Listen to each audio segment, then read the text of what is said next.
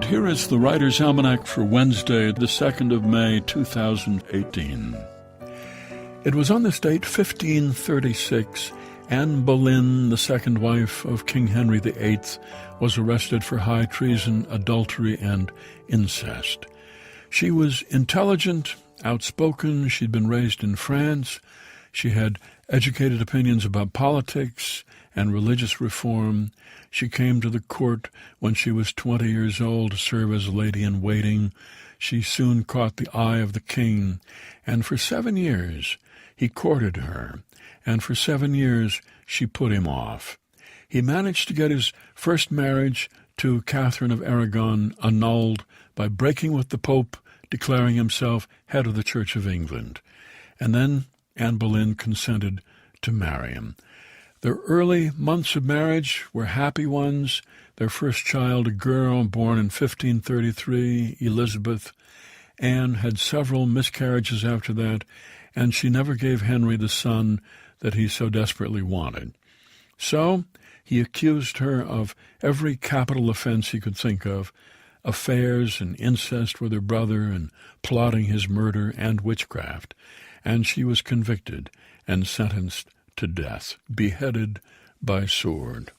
In her last letter to Henry VIII, Anne Boleyn wrote, "Your Grace's displeasure and my imprisonment are things so strange to me that what to write I am altogether ignorant.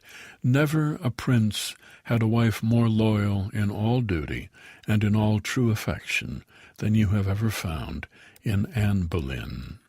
But if you have already determined of me, and that not only my death but an infamous slander, then I desire of God that he will pardon your great sin herein, and likewise my enemies, and that he will not call you to account for your unprincely and cruel usage of me at his general judgment seat, where both you and myself must shortly appear."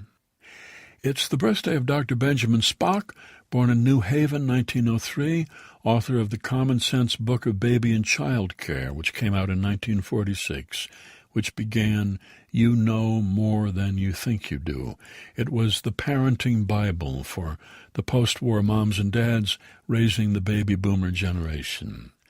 It's the birthday of Jerome K. Jerome, born in Walsall, England, 1859. It was he who said, "I like work. It fascinates me. I can sit and look at it for hours." And it was on this day, 1885, Good Housekeeping magazine went on sale, offering housekeeping tips, parenting advice, product reviews, and fiction. The Good Housekeeping Experiment Station tested and evaluated consumer goods, and products that passed were given the Good Housekeeping seal of approval, which became part of the language. Here's a poem for today by Emily Dickinson, "A Light Exists in Spring." A light exists in spring, not present on the year at any other period, when March is scarcely here. A color stands abroad on solitary fields that science cannot overtake, but human nature feels. It waits upon the lawn, it shows the furthest tree. Upon the furthest slope, you know, it almost speaks to you. Then, as horizons step or noons report away, without the formula of sound, it passes, and we stay. A quality of loss affecting our content, as trade had suddenly encroached upon a sacrament. A Light Exists in Spring by Emily Dickinson. That's the Writer's Almanac, supported by the Poetry Foundation, publisher of Poetry Magazine, now available in a digital subscription for iPad and iPhone.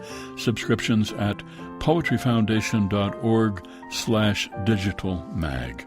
Engineered by Noah Smith, produced by Joy Biles. Be well, do good work, and keep in touch.